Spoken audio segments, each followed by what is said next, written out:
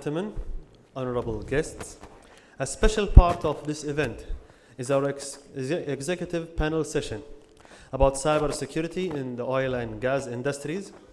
And I would like to invite the executive panel session's moderator, Equate's president and CEO, Dr. Ramesh Ramachandran, to join me on stage. Dr. Ramesh has 30 years of industrial experience in the chemical industry, successfully leading the strategic transformation of several specialty hydrocarbons and commodity business portfolios across the globe for maximum value creation. He is a skilled leader in managing joint ventures, working across the Middle East, Asian and American cultures, and leading the JVs to growth and record-breaking earnings. Dr. Ramesh is currently the CEO of the Greater Equate company. Dr. Ramesh, the floor is yours. Thank you. It's a privilege and truly an honor to introduce a panel of CEOs, three of whom have been my board member and essentially been my boss. So if you notice a little tremor in my voice, it is because I'm extraordinarily nervous, because it is not often you're on a panel where three of your bosses are sitting with you. So without further ado, if I were to even briefly describe the entire bio of this eminent panel, we would not have any time for panel discussion. So my apologies to the eminent panel members for shrinking your extraordinary set of accomplishments. So let me start with Mr. Emad Sultan, the CEO of Kuwait Oil Company. So please come to stage. KOC is one of the top 10 oil producers in the world with over 11,000 employees and the largest revenue generator for Kuwait. Mr. Sultan earned his BS in Petroleum Engineering from Tulane University and has led several international delegations to help the world understand the dynamics of oil. Thank you for joining us. Next is the CEO of KNPC, Mr. Waleed Al with over 30 years of experience in the world of oil and gas, and as previously as head of international marketing in KPC, brings a fascinating perspective to the panel, who also holds a bachelor's in chemical engineering. Mr. Mutlaq Al Azmi, CEO of PIC, thank you, sir, for joining us. Prior to his current role, Mr. Mutlaq was the Deputy CEO of the Mina Abdullah Refinery and the Shuaiba Refinery, who holds a bachelor's degree in industrial engineering from Miami University. Our fourth CEO is Sheikh Nawaf Al Sabah, currently President and CEO of KPC Holdings. Prior to this role, he was CEO of KUFPEC, and Mr. Nawaf holds a BA Magna Cum Laude degree from Princeton on International Affairs and is a Juris Doctor of Laws from Harvard University. Thank you, Nawaf. It's also particularly great that in today's panel, we'll also have the key personnel from Kuwait who regulate the infrastructure and the policies that it relates to security and IT in the country of Kuwait. Joining us to provide the regulatory perspective are two eminent distinguished folks. Dr. Amar Al-Hussaini, who is currently the Deputy Director of CITRA, the Central Agency for Information Technology, who holds a bachelor's degree in computer engineering from Kuwait University and a master's and PhD from the University of Southern California in computer engineering. Thank you, Dr. Amar Hussaini, for joining us.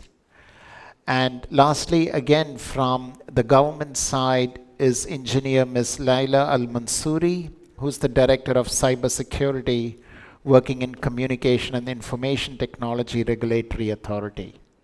So, Ms. Layali, if you could please join us on stage. So if I could just set the stage here when it comes to, cybersecurity that we are going to be discussing for the whole panel. The word security itself is something that always creates a sense both of fear and then of comfort in any topic that you take in the world. If you're dropping your child off in college, as some of us have had to do recently, the first question you ask is, how's the security in the college? Is there a blue light? What is the panel? Are people safe? and there is nothing that we wouldn't invest to keep our most cherished possessions secure and safe. So most of the discussions when it comes to security, starts with that basis. So if I could start with Mr. Emad, one primary defense in cybersecurity in particular is sharing of information on incidents and threat intelligence. At the same time, what the experts tell us is that people are very conservative and closed when they are sharing OT cyber incidents. What is your view on what could be done to improve sharing cyber incidents between peer industries and with the outside world? I think there is no one single organization can predict or see all the attacks. So the cooperation between the organization with respect to the cyber attacks, I think, should be playing very important factor. And it should be also linked with time, because such attacks on cyber, if it's not being shared by the victims in a way to be very fast to share those data, it will not be even beneficial. So all the victims, I think, from the attacks from cyber, I think should have like a mutual aid. And we all should enhance such culture, because as you mentioned, there are some organizations maybe will be worrying about their competitor or worrying about their brand names. However, such things, if there is no cooperation and there is no enhancement of the culture of cooperation and sharing the data, then it will be difficult for everybody to learn from those attacks, because you cannot gain the efficiency, you cannot gain the cost effectiveness if you not share such things, because those things comes very fast, comes in very collaborative. So the culture of enhancing such declaration of any victim and they can share those information is very important. Secondly, I think as on the level of KBC, we have established already a committee, what we call the Cyber Committee, Steering Committee, and this is at least for the level of K companies. They are already trying to get to each other whenever any tries or any attempts to attack the system, they share their data. This is in addition of sharing to the GCC. So I think sharing is very important, and we have to be really geared up to ensure that whenever an attempt for any of the cyber attacks happen, should be initiated as fast as possible, because it's very efficient and very beneficial for everybody. Thank you. I would go through one question per panel, and then after that, based on time, we would look at a few common topics to build on some of these comments. Moving to Mr. Waleed Bader, an organizational question for you. In most petroleum companies, this OT management and process safety works with engineers, and the IT department is typically manages the IT part of security. And speaking of experience from the Equate side itself, process engineers and IT departments have an interesting relationship, if I can use that expression. How does the organization structure itself in reporting and working together? Has your organization done anything to foster cooperation between the IT side and the process engineering side? Don't like each other. But I think it is very essential and imperative that they work together. The OT, they have the hardware, the IT, they have the software. And nowadays with the cyber security, it is very essential for both of them to converge and do their best for the security for the company. Recently, we have inaugurated Security Operation Center in KNPC, whereby we have people monitoring the activities all around the world, and monitoring if there is any attack on our systems. Of course, this will be successful with both parties work together. Just to build on that, the hardware itself, particularly on security, like control systems, they have a tendency to get obsolete. You know, it's almost like how do you manage the obsolescence of these control systems? We are continuously upgrading our legacy systems, monitoring the systems, going after what is new in the market. As you are all aware, we are on the brink of commissioning the CFP. We have upgraded a lot of systems in the refineries, in the control rooms, to cope with the new hardware for the CFP. And KNPC, this was something that KNPC has adopted for a long time. It's not only in the recent years. Thank you, Waleed. Moving to Mr. Mutlaq Al Azmi, CEO of PIC, question related to structure of this cybersecurity staffing, because typically in the world of IT, outsourcing has almost become a way of getting the best expertise, but then you have to deal with security. Is outsourcing an option for ICS, managing cybersecurity assurance? Thank you, Dr. Ramesh, for this. Indeed, this is a big concern, and this is a big dispute that everybody talks about a lot. But maybe the question should be rephrased. Is it more secure to have an outsourced staff to protect your structure, or is it more to have a loyal employee who has a stake in the company to protect your company? So this is the point. It is, I think we have to balance it, because getting the expert and the expertise of people is not readily available with your staff. And also, as you have mentioned, Abu Khalid, already better, that we have to always update and upgrade our systems. Otherwise, we'll be prone to attacks. So with the new technologies, you will always require new competencies, you require new technical staff to understand your systems.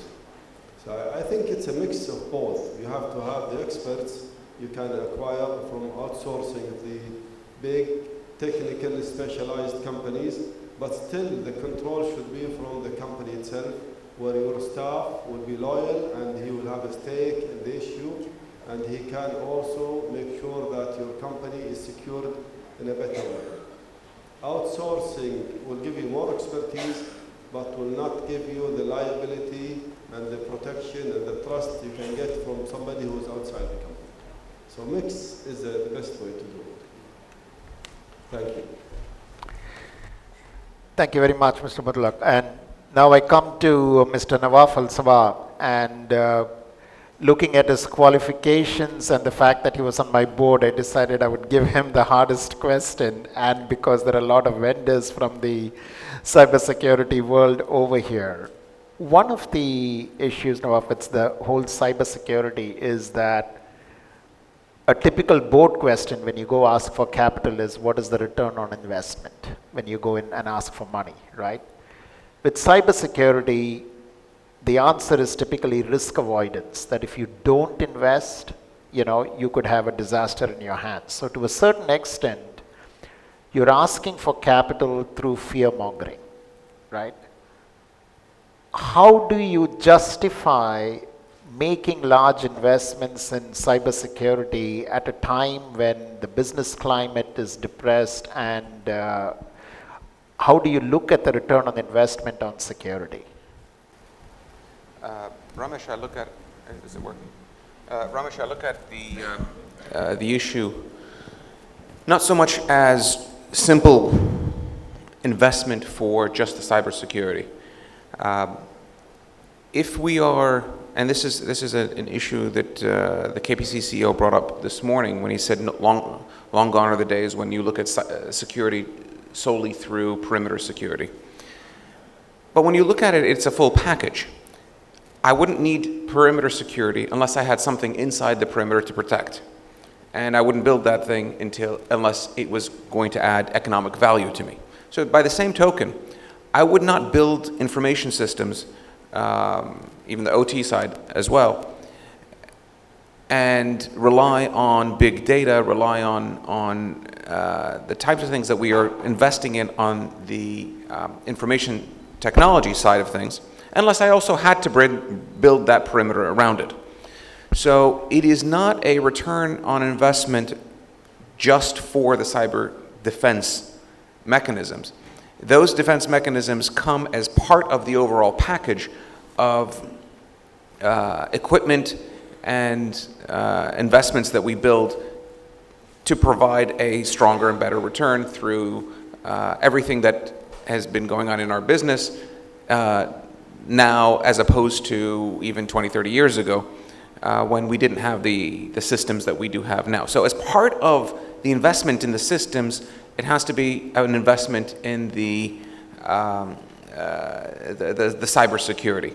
So I look at it not so much individually. So if I were still on your board, I would encourage you to come to me with a full package and a full suite of analyses where you show that by building out my information systems, I also, and adding on the cost of doing business essentially, is protecting against these types of threats, I am still better off.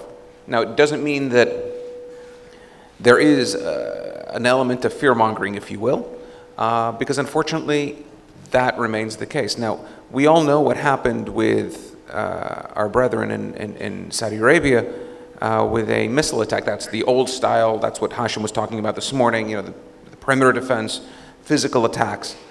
But let's not forget, it was just a couple of years ago where they had a cyber attack that posed no less of an existential threat than those missiles. And they had to change out all their computer systems, and they had to change out everything. So it is part of building. You wouldn't build a facility without building a fence and having security all the way around it. You would also not build systems without investing in cybersecurity. And to the CEO panel, before we go to the important role of guidance and direction from the members of the government, what do you think should be the attribute of CEOs? What leadership attributes should CEOs display to let the organization know that we are very serious about cybersecurity? Please, yeah. I think we really need to concentrate on the people.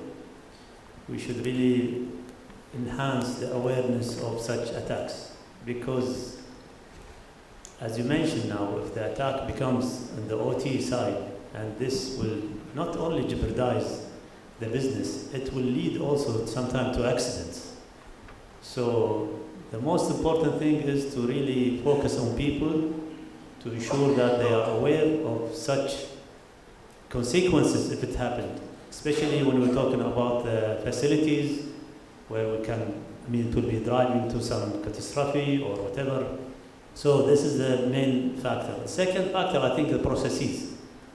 We should also establish a very robust processes in order to protect the system. As Nawaf mentioned, investment in protecting the system is something that really has to happen, because you don't know what's the consequence of the attack. If it's happened, it will cost more. However, processes, once it is established in the companies, then I think this is like a first line of defense for any attacks, especially in the OT field.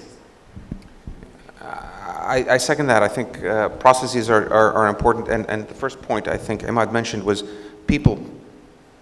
However many processes you have, and we know this through not just information technology, but even in the manufacturing side of the business.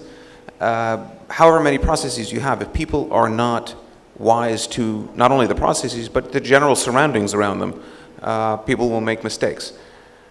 My favorite story is, it was a year or two ago, there were these phishing emails, and there were the emails coming around.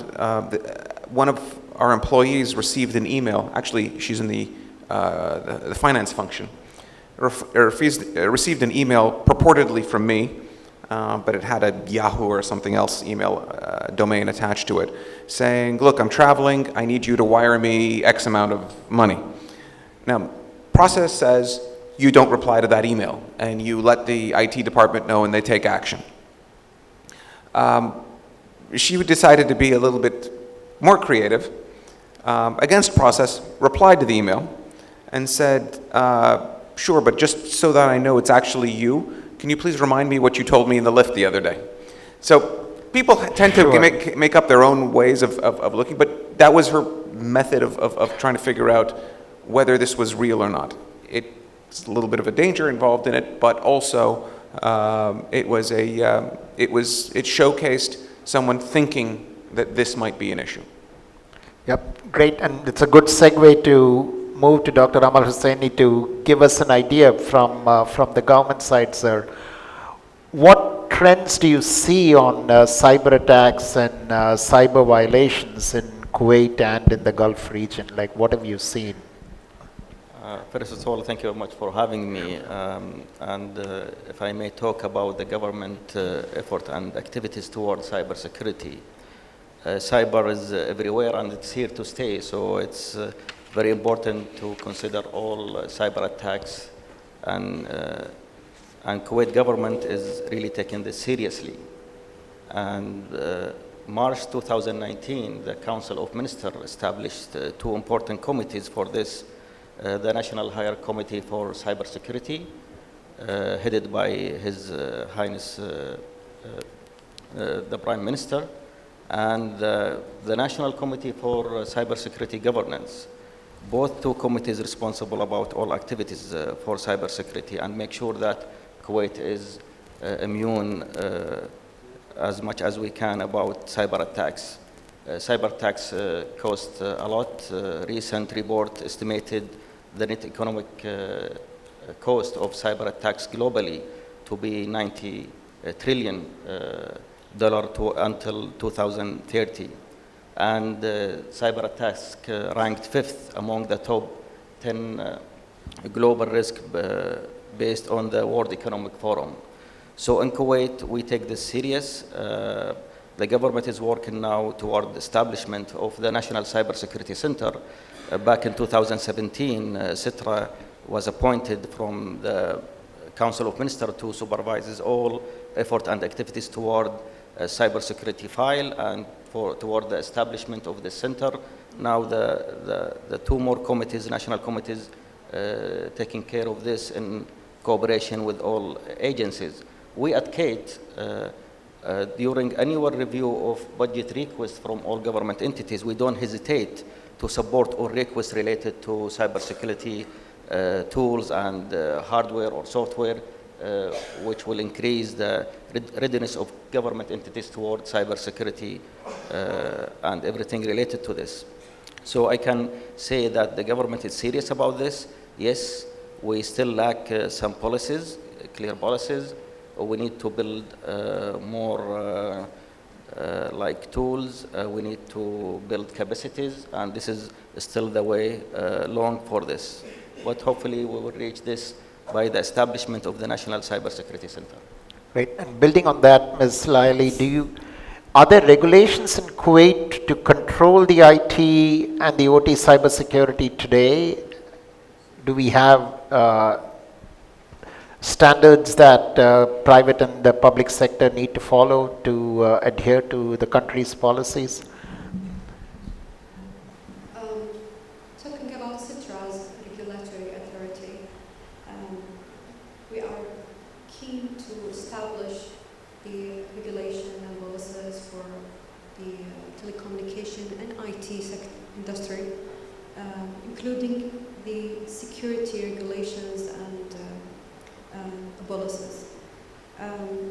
Plus, we are mandated to develop the technical and operation requirement that will be applied for the for the private and public sectors.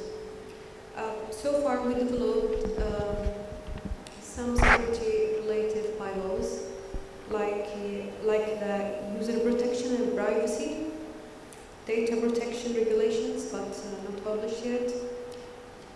We developed the illegal web content blocking bylaw and the Wi-Fi regulation. At the same time, CITRA, while implementing the National Cybersecurity Center under the supervision of the Governance Committee, we will review the national legislative and regulatory frameworks, and we will identify the gaps and propose the cybersecurity laws needed. So do both the representatives from the government side, in the unlikely event that we are attacked, who do we call? Is there like a Ghostbusters line in Kuwait, or what do we do? This is a good question. Okay. I think currently, for the government entities, we are encouraging them to contact KAIT now currently, and the strategy is it's more focused on the establishment of national cybersecurity. And to be honest, still there is a lot to do from our side toward this, and maybe in my personal opinion, we didn't do much last 2 years toward the readiness of government entities. Just we were waiting for the establishment of the National Cybersecurity Center. And this is maybe we wasted a valuable time. But currently, we're working hard in cooperation with all entities to get people trained, to raise awareness, to make sure that the government entities have at least the minimum requirement of the cybersecurity tools and techniques. Actually, we always say that most of the cybersecurity attacks can be prevented by applying simple actions and tools, and 80% of cybersecurity attack can be prevented by this. So we just published steps and recommendation for government entities to follow, and we will put a training program for the next year, and we will work hard with through the committees and with CITRA to make the establishment of the cybersecurity center faster as much as we can. And this is, I think, is the milestone for Kuwait, is to see the National Cybersecurity Center established and working. Thank you. And to the panel itself, before we conclude here, the success of a conference like this is primarily dependent on input on what you want to make sure is addressed, because at the end of the day, we are their customers and we are the ones that they want to protect. Are there any topics that you want to make sure is covered before we leave the stage? I think me and my colleagues, we have talked about the importance of the cybersecurity. I would like to shed some light about what we are doing in the oil sector. We have an IT committee headed by Mr. Abdullah Fahad, and they keep monitoring the activities against all the subsidiaries. It was very active during summertime. We have been receiving attacks from several parts of the world. And this committee, collaboration with all members, all subsidiaries, they were very active toward protecting the oil sector. It is very critical, as Mr. Amar said, it is there to stay, and we have to cope with that, and also we have to adopt all the new technology in that regard. Anyone else? Any other words before we wind up here? So So thank you again. My thanks to the panel for your words of wisdom. I'm sure conferences like this will surely make this a safer place to operate. Yeah. Thank you very much. A big hand to the panel, please.